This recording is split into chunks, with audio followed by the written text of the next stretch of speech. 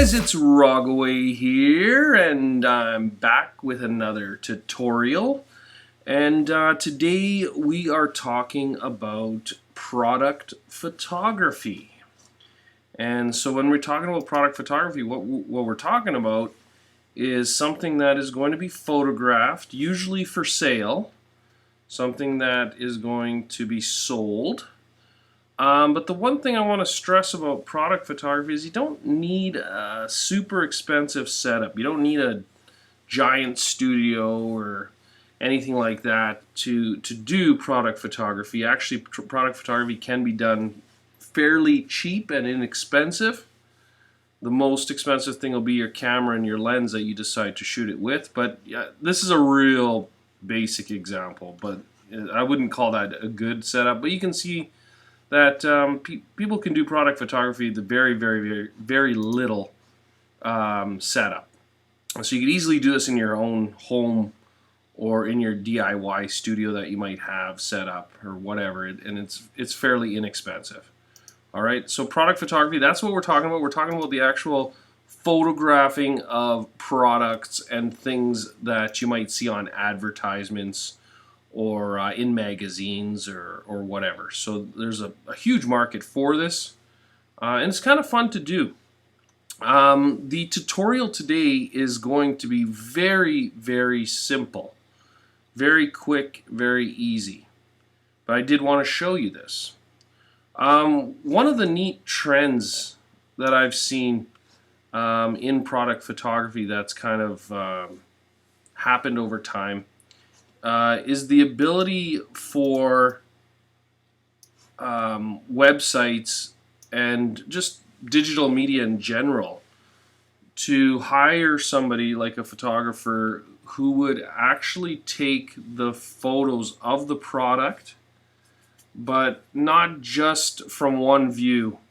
What they would do is something like this, and I'm going to have all these files available, but this is an example of an Apple Watch. Okay, so if I press this, beautiful photo of the Apple Watch, but in this folder, okay, if I press my down key, you'll notice that this Apple Watch has been taken in 1 degree increments.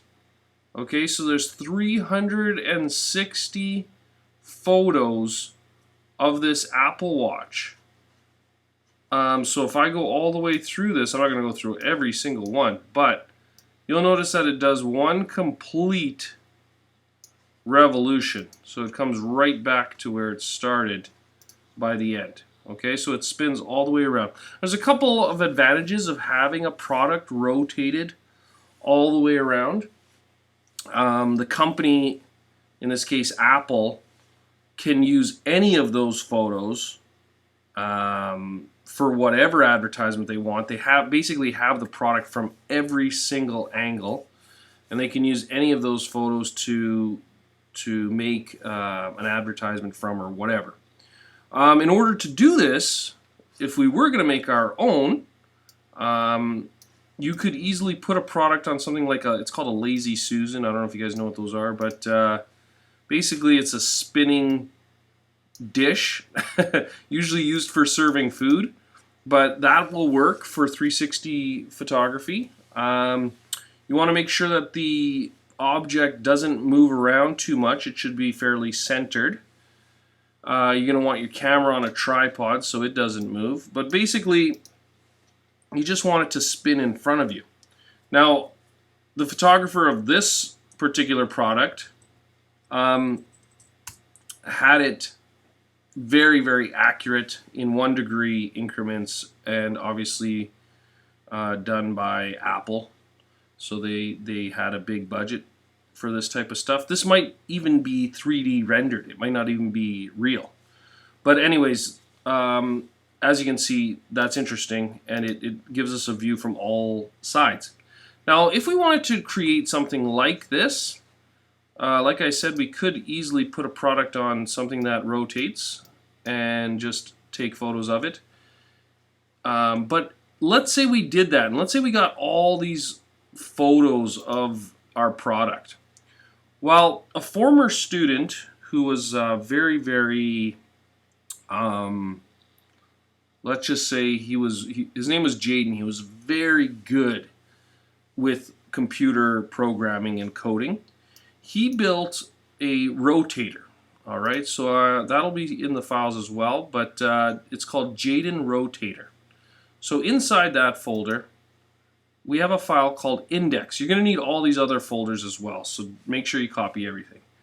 But if you double click the index, you'll notice that this window opens in your browser, and we can drag and drop our images into here. So watch what happens if I take this folder, Apple Watch, and I open that, and you'll see all of these files. I'm just going to press Command A or Control A if you're on a PC. I'm going to select them all, and I'm going to drag and drop them into my browser.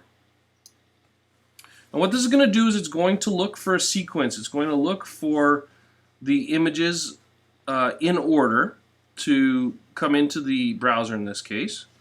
We'll see them in a second. It's just loading. And it does have to load for a couple minutes here, not a couple minutes, but a couple seconds, because it is loading 360 images. But once it does, here it is. And now look what happens with this image. Now when I click and drag, this now becomes interactive. And now I can spin this watch around, and all it's doing is it is switching between those images, those 360 images, so this becomes an interactive object. All right, so now, you know, with the latest sort of technology, whether you're viewing things on an iPad or your phone or whatever device that you might have, you may have seen this before, where you have these interactive products that you could slide with your finger, or in this case click with a mouse and rotate it. And this kind of has created new opportunity for not only companies to show off their products, but also the photographers who take these photos and allow them to do this. So again, a very short tutorial. This was a real quick one, but I did want you guys to have these files so that you can play with that. And if you have a chance, it would be really cool for you guys to try to do one of these and see how well it works. All right, so make sure you save your files. Actually, there's nothing really to save here, but make sure you try that out, test it out, and then do your own if you can. That would be cool. All right, till next time, thanks for watching.